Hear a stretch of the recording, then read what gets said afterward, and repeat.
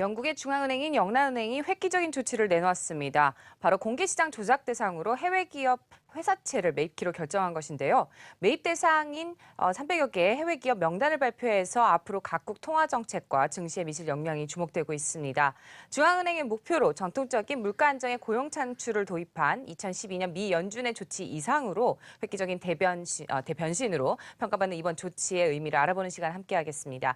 도움 말씀 위해서 한국경제신문사의 한상춘 논설위원 자리해 주셨습니다. 의원님 안녕하세요. 네, 안녕하십니까? 네, 오늘 주제가 굉장히 좀 획기적이지 않을까라는 생각이 좀 드는데 바로 영란은행이 공개시장 조작 대상으로 회사채를 적극 매입하겠다고 발표한 내용이죠.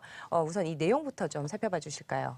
이 중앙은행 역사상 가장 획기적인 조치가 2012년 전통적인 물가 안정의 고용 창출, 듀얼 맨데이터 양대 책무로 페드가 중앙은행 목표를 이렇게 변경한 것이 가장 획기적인 조치거든요. 네. 그 이상으로 이번에 사실 영란은행에서 대변신한 것도 굉장히 획기적 조치다 이렇게 보시면 되겠습니다. 우리가 보면 이제 이 통화 정책을 할 때는 크게 보면 두 가지 수단이 있거든요. 네. 내일 새벽에 발표될 거로 이렇게 보이고 한국경제TV에서 아까 양 PD가 얘기하시는 거 보면 굉장히 좀 많은 이렇게 특집을 구성하고 있는 걸로 이렇게 알고 있는데요. 사실상 기준금리, 정책금리를 변경하는 정책 여기 이제 하나가 있고요. 네. 그래서 페드 회의 오늘 이제 발표되는 일본의 중앙은행 회의에서도 이 정책금리가 어떻게 될 것이냐는 이 금리를 거쳐서 통화 정책의 목표를 두고 달성하는 게 있고요. 또 한 가지는 오픈 마켓 오퍼레이션 파리시다에서 공개시장 조작, 아까 이제 모두에서 말씀해 주신 대로 이 공개시장 조작 이 두 가지 방안이 있거든요. 그런 측면에서 선진국들은 대부분 다 우리가 지금 미 연준이라든가 이런 선진국에서는 정책금리, 기준금리 변경에 지금 초미의 관심이 있습니다는 사실은 통화정책의 주수단으로서는 사실 공개시장 조작이다. 네. 오픈마켓 오퍼레이션 파리시다 이렇게 볼 때 있습니다. 우리 양적완화 정책도 특이한 내용이긴 하지만 네. 이것도 공개시장 조작이다 이렇게 볼 때 있습니다. 그래서 그동안은 이제 공개시장 조작에서 국채를 대상으로 했죠. 왜냐 안전하니까. 그렇죠. 그래서 이제 국채를 대상으로 할 때 자 돈을 풀어야겠다 하면 장앵커가 갖고 있는 민간에서 갖고 있는 그 국채를 사주면 되겠죠. 네. 그만큼 돈이 나가니까. 그다음에 긴축을 시켜야겠다 하면 중앙은행이 갖고 있는 것을 이제 장앵커에 사달라. 네. 하면 사들면 장앵커의 돈이 중앙은행에 들어가겠죠. 들어가겠죠. 시중의 네. 유동성이 이렇게 줄어들고. 축소돼서 긴축 효과가 됐다고 볼 수 있습니다. 그런 측면에서 그동안 국채를 대상으로 했던 오픈 마켓 오퍼레이션 파리시의 매입 대상이 이제는 영란은행에서 이번에 네. 아주 획기적 조치로 해외의 회사채도 들어가겠다. 그래서 지금 1차로 300개 업체를 발표했거든요. 네. 이것이 각국 중앙은행 회의에 또 중앙은행의 통화정책이라든가 경우에 따라서 신흥국의 통화정책에 어떤 영향을 미칠 것인가 하는 측면과 또 지금 우리나라에서 보면 해외 브로커레이지, 직접 브로커레이지에서 여러 가지 기존에 따라서 하고 있습니다는 오히려 영란은행에서 해외 회사채의 오픈 마켓 오퍼레이션, 즉 공개시장 조작의 풀링으로 이 기업을 넣겠다 하면은 국내 어떠한 증권사들이 해외 이런 업체들이 유망할 것이다 하는 것보다도 신뢰가 높거든요. 네. 그런 측면에서는 국내 투자자 입장에서는 해외 주식을 직접 돌릴 때에도 이 내용의 선정 기준으로 들어갔던 이 회사채에 발행했던 기업들이 더 적정하고 더 유망할 거로 보이기 때문에 국내의 글로벌 직접 투자에도 상당히 영향을 미치지 않겠나 이렇게 보고 있습니다. 네, 그야말로 이제 초미의 관심사가 되지 않을까 싶은데요. 방금 말씀하신 영란은행이 발표한 300여 개의 업체 어떤 기업인지 저도 굉장히 궁금해지는데 어떤 기업들인가요? 일단 기준이 있습니다. 중앙은행이 하는 거고 네. 영란은행은 뭐냐면 미 페드보다도 더 전통적인 역사를 갖고 있는 이런 데거든요. 그렇죠. 그래서 객관성을 띄어야 된다. 이렇게 보여서 그 객관성을 띄는 기준이 여러 가지 기준이 있습니다는 오늘 시청자분한테 두 가지 사항만 좀 말씀드리겠습니다. 하나는 역시 영국에 많이 경제에 의존하는 영국 경제에 기여하는 해외 기업이 이렇게 일단은 여기에 풀에 들어간다 이렇게 보실 때 있고요. 또 한 가지는 우리가 보면 자 영국 내에서 채권 시장에서 영국 통화인 파운드로 발행하느냐 아니면 달러로 발행하느냐 외국 통화느냐에 따라서 영내 표시채권, 영해 표시채권을 나누거든요. 일단은 1차로 보면 영국에서 사실 파운드화로 발행한 이건 무슨 얘기냐면 장앵커가 한국 기업이지 않습니까? 네. 그럼 이제 영국에 들어가서 회사채를 발행한다면 원화로 발행하는 게 아니고 달러로 발행하는 게 아니고 파운드화로 발행한 이런 요 채권이 대상으로 한다 이렇게 보겠습니다. 시간이 가면 갈수록 이것이 더 효과 여부에 따라서 더 확대되지 않겠나 이렇게 보고 있는데요. 네. 그럼 두 가지 요건을 볼 때 양PD랑 어떤 기업을 넣을 것인가 하는 측면에 사실상 300개 업체 중에서 시청자분께서 다 익숙했던 이러한 네. 기업을 한번 보겠습니다. 그 면면을 좀 보면 가장 이제 크게 매입 대상으로 들어갔던 것이 이제 월마트입니다. 지금 요건 1, 2가 나누고 있죠. 아까 네. 이제 말씀드렸대요.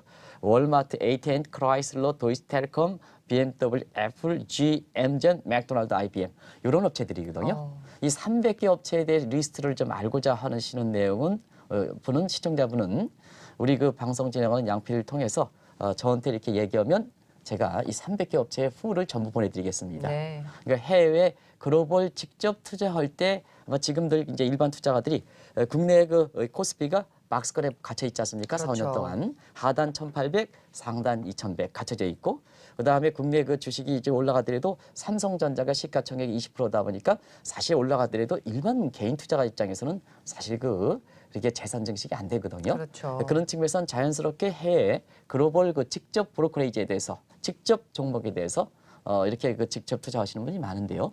그런 분들을 위해서 우리 양피들께서 이렇게 그 시청자 게시판에 이렇게 하면 그 업체에 그냥 원문으로 보내드리겠습니다. 네. 그래서 그런 것이 지금 아주 영국의 그 공개시장 조작의 풀링에 회사채로 들어가고 회사채가 아주 획기적이다 이렇게 보시면 되겠습니다. 네, 게시판을 통해서 전달을 해드리도록 하겠습니다. 또 미국 연준보다 역시가 길고 또 중앙은행의 표본이라고 할 수 있는 영란은행이 어떻게 보면 파격적인 조치를 내놨다라고 할 수가 있겠는데 어떻게 하면서 이런 회사채 매입을 또 결정을 하게 된 건가요? 예, 직접적인 이유가 있고 그 다음에 간접적인 이유가 있다 이렇게 보겠습니다. 역시 직접적인 이유는 6월 23일 날 올해 브렉시를 결정하기 위한 국민투표가 있었죠. 네. 이후에 많은 휴지증이 있습니다는 브렉시트가 역시 결정이 됨에 따라서 앞으로 브렉시트를 영국의 EU 탈퇴를 위한 이러한 일정이 제도적으로 진행될 거로 이렇게 보이는데요. 역시 영국은 이제 국제금융 중심지고 해외에서 가장 자유로운 지역이고 투자 관점에 다른 지역이기 때문에 글로벌 기업들이 영국 내에 이렇게 투자해서 많은 부분은 영국 경제에 지탱하는 측면이 있습니다. 그런데 만약에 이제 영국이 사실 그 EU로 탈퇴한다면 아무래도 영국 경제에 많이 기여했던 해외 기업들이 본국으로 이탈할 가능성이 있지 않습니까? 네. 그런 측면에서는 이런 그 기업을 잡아두는 목적도 있다 하는 것이 직접적 목적에 해당된다 이렇게 보겠습니다. 그렇지만 간접적이긴 하지만 네. 중앙은행에서 사실 더 보다 본질적 목표는 최근에 보면 양적완화 정책 이렇게 추진하더라도 매입할 국채가 없다 이런 얘기를 하지 않습니까? 그렇죠. 국채가 바닥났다. 근데 네. 국채가 바닥났다. 그런 측면에서 보면 중앙은행 입장에서 보면 향후에 브렉시트에서 경기 침체가 된다면 사실 그 돈을 더 공급해야 되는데요. 지금 매입할 국채가 없다면 양적완화 정책 더 이상 추진하기 어렵다. 하는 측면에서 많은 시장의 혼란. 그래서 어제도 이제 짚었습니다. 국채금리가 급등한다든가 네. 이런 그 사태가 발생하지 않습니까? 그래서 이러한 정책의 보완책으로 해외 우량적인 경우에 따라서는 영국의 국채보다 더 안전한 비록 회사채라 하더라도 네. 글로벌 기업들의 회사채를 양적완화 정책의 대상으로 놓으면 사실 영란의 입장에서는 양적완화 정책이라든가 유동성 공급 정책에서는 여유를 갖겠죠. 네. 그래서 이러한 그 간접적 목표도 이렇게 결부돼 있다 이렇게 보시면 됐습니다. 결과적으로 보면 이러한 그 영란은행의 이러한 그 양적완화 정책 매입 대상 국채가 제한됨에 따라서 회사채를 보유하고자 하는 부분은 지금 미국도 그렇고 일본도 그렇고 유럽도 그렇고 대부분 국가들이 특히 일본과 유럽 같은 경우에는 양적완화 정책의 매입 국채가 없기 때문에 사실 이러지도 못하고 저리도 못하는 상황이 되지 않습니까? 네. 그런 측면에서는 각국의 통화 정책의 선도적인 벤치마크를 할 수 있을 가능성이 높기 때문에 이 또한 그 국제금융시장에서 또 각국의 그 중앙은행의 통화 정책에서 상당 부분 많은 변화를 초래하지 않겠나 이렇게 보고 있습니다. 네, 영란은행에 앞서서 유럽 중앙은행도 또 공개시장 조작 대상에서 회사채를 매입한 것으로 기억을 하고 있는데요. 이 부분에 대해서도 좀 얘기를 해주시면요. 네, 사실 그 유럽 같은 경우에도 통화 정책에 선도하는 측면이 있죠. 왜 그러냐면 마이너스 금리 정책도 일본보다 더 먼저 이렇게 네. 도입했고요. 그다음에 양적완화 정책도 사실 일본보다는 최근에 단기에 아주 강도 있게 하는 일본은행보다는 역사가 길게 이렇게 추진하는 정책이거든요. 근데 ECB도 지난 9월 달에 ECB 회의에서 나타나고 있습니다는 이 드라기 총재가 추가 금융 완화에 대해서 이렇게 시도 때도 없이 이렇게 밝히고 있지만 그렇죠. 실제로 9월 달에 추가 금융 완화 정책을 나느냐 하면 내놓지 못하지 않습니까?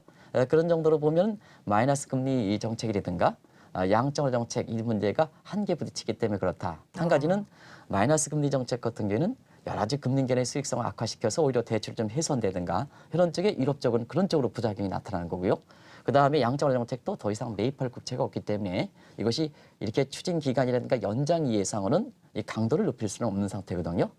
그런 측면에서 ECB도 역시 통화 정책의 선두격으로 나가는 상태에서 보면 자 이제 회사채도 매입하겠다 하는 네. 것을 영란은행보다 먼저 밝혔습니다. 근데 이제 조건이 영란은행의 매입 대상의 조건에서 아까 양 PD께서 요건 1, 요건 2 할 때 그거보다는 요거는 이제 영란은행은 해외의 기업도 매입 대상이 되는 거죠. 네. 근데 ECB가 밝힌 회사채 매입 대상은 유로존 기업만, 유로존 기업만, 네. 이제 19개 회원국의 기업만, 유로존 기업만 한다는 얘기입니다. 그러다 보니까 뭐냐, 영란은행은 ECB가 회사채를 오픈마켓션 풀리에 먼저 이거 도입하겠다는 방침을 하겠지만 영란은행의 조치가 획기적인 것은 뭐냐면 자 영국의 기업뿐만 아니라 해외 기업도 비록 이제 단서는 영국 경제에 도움된다 하는 전제 조건을 깔긴 하지만 그렇죠. 사실 해외 기업도 넣기 때문에 이번에 그 영란은행에서 회사채, 해외 회사채를 매입 대상으로 이렇게 한다는 것은 굉장히 ECB보다는 공격적이다. 그래서 네. 통화 정책의 파장 효과가 클 거로 이렇게 보이기 때문에 이번 조치에 대해서 국제금융 시장에서 상당히 관심이 되고 있다 이렇게 볼 수 있습니다. 네. 또 ECB와 비슷한 길을 걷고 있는 일본 중앙은행도 같은 고민을 하고 있는 것으로 알고 있는데요. 어제부터 또 일본은행 회의가 이제 진행이 되고 오늘 결과가 나오게 되는데 어떻게 보세요? 네, ECB가 이렇게 비교해서 왜냐하면 똑같은 길을 걷기 때문에 BOJ 즉 일본 중앙은행과 ECB 아까 말씀드렸던 ECB의 내용과 한번 비교해서 말씀드리겠습니다.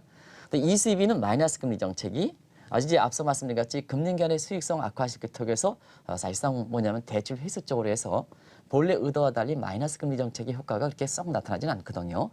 근데 일본은 올해 1월 말에 마이너스 금리 정책을 획기적으로 도입해서 했습니다는 ECB의 부작용과는 다른 각도로 나타나고 있습니다. 역시 네. 일본 국민들은 미래에 대해서 굉장히 불확실하고 고령화되기 때문에 마이너스 금리 정책을 해서 애초에는 여유 자금을 소비하고 투자해라. 은행에 넣으면 페널티를 묻기 때문에 그랬습니다는 오히려 거꾸로 저축이 제고되겠죠. 네. 그렇기 때문에 마이너스 금리 정책을 추진하기는 어렵고 그래서 양적완화 정책에서 많은 사람이 양적완화 정책 얘기하지만 매입할 국채가 없다. 그런 측면에서 ECB와 동일한 각도에서 부작용이라든가 뭔가 이런 것은 좀 다른 각도로 나타나지만 마이너스 금리 정책이라든가 아니면 양적완화 정책의 한계에 도달한 건 사실이다. 네. 그럼 어떤 쪽으로 갈 것이냐 하는 측면에서는 추가 금융 완화 정책을 추진해야 되겠는데요. 그런 측면에서 지금 오늘 이런 대책들이 나올지 모르겠습니다는 만기가 사실상 없는 그래서 대체로 보면 만기가 50년 이상 되는 이걸 네. 이제 컨설이라는 표현을 씁니다. 컨설 연구체라 그러죠. 네. 만기가 50년 되면요. 이건 사실상 뭐냐 장앵커가 지금 나이가 몇 살인지 모르겠습니다만 50년 만기다 하면 아마 돈이 필요 없을 때가 아닌가 생각합니다. 여러 각도로 해석하시기 바랍니다. 네. 그런데요. 이러한 만기가 사실상 없는 컨설을 발행해서 일본은행이 사주는 그러면 일본은행이 사주면 어떻겠습니까? 그만큼 돈이 나가겠죠. 그렇죠. 이런 방식의 소위 본드 마니티제이션 방식, 국채 화폐 방안이 오늘 나올 수 있는 유일한 대책이다 이렇게 보여지는데요. 네. 아직까지는 그렇다 하려까 일본 중앙은행 총재가 이 방안에선 이렇게 거부하는 입장을 보이기 때문에 왜냐 중앙은행 독립성, 일본은행의 독립성이 훼손될 가능성이 있거든요. 그런 측면에서는 거부하기 때문에 오늘 사실상 추가 금융 완화 정책이 나올 것이냐 하는 측면에서는 많은 기대가 있습니다는 나올 수는 있습니다. 뭐 발권력 동원하고 그다음에 마이너스 금리도 더 확대되고 이렇게 할 수가 있거든요. 네. 근데 중요한 것은 효과. 아베노미스의 효과를 경기 부양이라든가 물가 안정을 도움되겠느냐. 효과적인 측면입니다. 효과적인 측면에서 이번에 잠시 후에 일본 중앙은행 총재 회의에 중앙은행 회의에 결과가 나오겠습니다는 효과적인 측면에서는 추가 금융 완화 정책이 나오긴 좀 어렵지 않겠느냐 하는 네. 것이 국제금융시장의 일반적 시각이다. 그래서 오늘 새벽에 끝난 뉴욕 외환시장에서도 엔달러 환율이 100일엔대로 사실상 엔화가 강세를 보이는 것은 네. 추가 금융 완화가 사실상 없지 않겠느냐 효과적인 측면에서 나오기가 힘들지 않겠느냐 해서 오히려 엔화가 거꾸로 강세가 붙는 왜냐하면 효과가 있는 측면에서 추가 금융 완화 정책이 나오면 엔화가 약세가 되겠죠. 그렇죠. 근데 오히려 거꾸로 엔화가 강세되는 이런 지금 양 PD께서 보여준 100일 행대로 이렇게 보거든요. 그런 측면에서 지금 시장에서는 상당히 부정적으로 본다 이렇게 볼 수 있습니다. 네. 또 영란은행도 그렇고 ECB도 그렇습니다만은 공개시장 조작 대상으로 매입한 회사채가 혹시라도 이제 부도가 날 수도 있잖아요. 만약에 그렇게 되면은 어떻게 되는 거죠? 네, 사실 이 문제가 굉장히 중요하죠. 네. 그래서 그동안 뭐냐 이 오픈 마켓 오퍼레이션 파리스에서 매입 국채를 매입 대상을 국채로 한정시켰다는 겁니다. 아. 우리나라도 통한채죠. 네. 매입했던 겁니다. 왜 그러냐면 이게 이제 디폴트 민간에서 발행한 건 디폴트 위험이 있을 때는 어떻게 될 그렇죠. 것이냐 하는 측면이거든요. 그런 측면에서 왜 이런 방안이 될 것인가 하는 측면에서 장원께서 내가 질문을 하나 던지고 내가 네. 대답을 하겠습니다.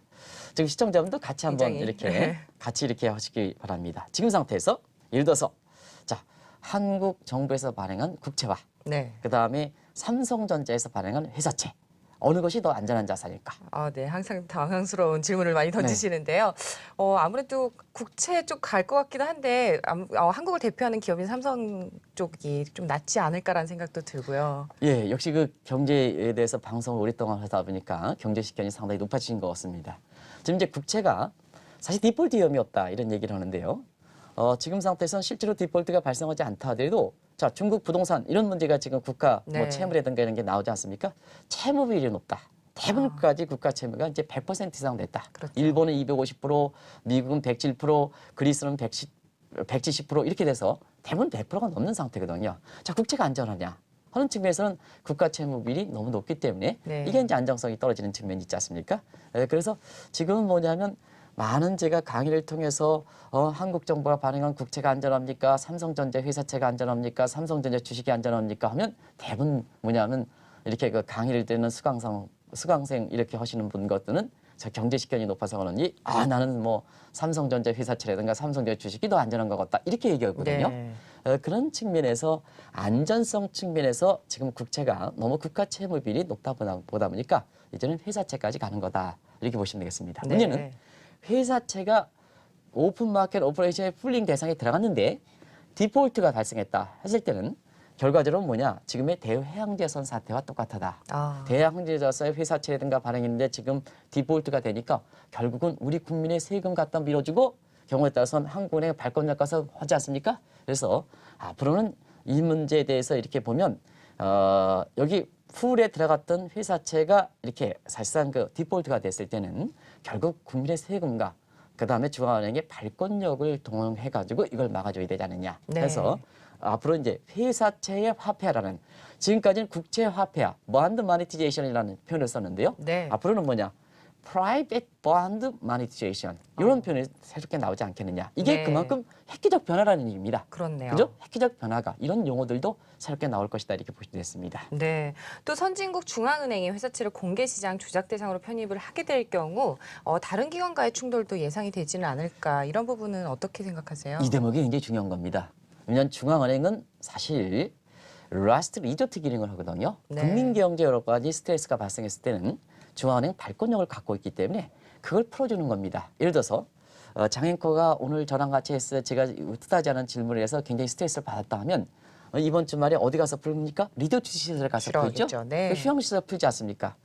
그와 마찬가지로 국민경제 전체적인 스트레스가 발생했을 때는 중앙은행 발권력을 갖고 있기 때문에 라스트 마지막에 리조트 스트레스를 풀어준다. 리조트 최종 대부자 역할을 하는 거거든요. 네. 그런 측면에서는 이 최종 그 대부자를 역할을 하는 측면이기 때문에 만약에 오픈 마켓은 오픈 공개 시장 조작에 예를 들어서 장앵커가 이렇게 운영하는 기업의 회사채를 넣었을 때는 자 디폴트형을 마지막 막아주는 중앙은행의 풀에 들어갔다 하는 것은 대외적으로는 장앵커가 운영하는 회사가 굉장히 신뢰가 높겠죠. 네. 신뢰가 높겠죠. 그런 측면에서 보면 그 신뢰를 평가하는 해서 국제투자 안내판하는 게 세계 3대 평가기관이거든요. 그렇죠. 그런 측면에서는 자 영란에게 풀에 들어갔다. 장앵커의 기업을 그다음에 3대 평가기관들이 장앵커가 운영하는 기업을 평가했다. 네. 어떤 게 신뢰성이 높을까 하는 측면에서는 3대 평가기관들은 민간기관이거든요. 그렇죠. 라스트 리조트 기능을 얻거든요.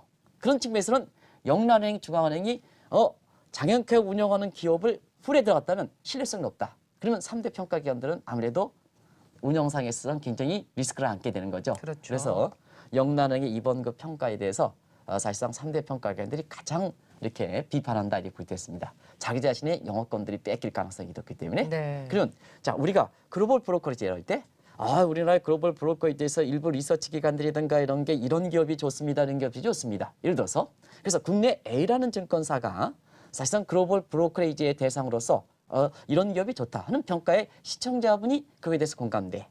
내지는 이번에 영란은행이 오픈 마켓 오퍼레이션 공개시장 조작에 이런 업체들 비록 회사 책임자 이런 기업들을 인식한다 해서 넣었던 거면 하면 네. 어느 것이 신뢰가 높을까 하는 측면에서는 영란은행이 사실상 뭐 얼마큼 이코노미스트 많고 역사가 오래됐고 그렇죠. 그다음에 세계 중앙은행에서 선도격 역할을 하다 보니까 여기 회사체의 오픈마켓 오퍼레이션에 들어갔던 글로벌 기업들은 사실 국내 어떠한 기관, 그다음에 글로벌 인베스트뱅크들이 어떠하게 종목 추천하는 것보다도 해외 그 종목 추천할 때 가장 유망한 업종으로 이렇게 신뢰를 받을 수 있다는 얘기거든요. 네. 그래서 증시 투자 입장에서도 획기적 변화가 될 것이다 이렇게 보시면 됐습니다. 네, 우리나라도 회사채를 공개시장 조작 대상으로 편입시키는 방안을 도입하는 문제에 대해서 좀 검토를 해봐야 되지 않을까라는 생각이 드는데 어떻게 보세요? 글로벌사이기 때문에 당연히 되겠죠. 그리고 국내 그 증권사들이 대부분 다 해외 브로커레이지에서 이런 쪽으로 이렇게 하고 지금 대체 투자에서 해외 부동산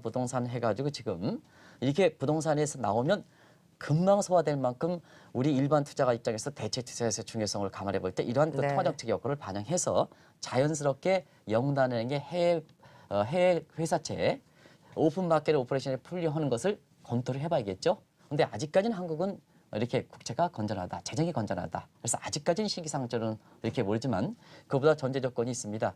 오히려 이렇게 되려면 한국은행에 뭐 은행법도 개선되거든요. 네. 그러니까 아직도 뭐냐 물가 안정되는 물가 안정이 이렇게 해서 국회의원분들이 이것을 좀 개선시키지 못하고 있거든요. 그래서 고용 창출과 같은 이런 목적으로 좀 유연하게 개최해야 되고 영단행에서 이렇게 하는 이런 문제는 좀 시간을 갖고 검토할 필요가 있다. 아직까지 국채가 안전하다 이렇게 보시면 됐습니다. 네, 오늘도 말씀 잘 들었습니다. 오늘 획기적인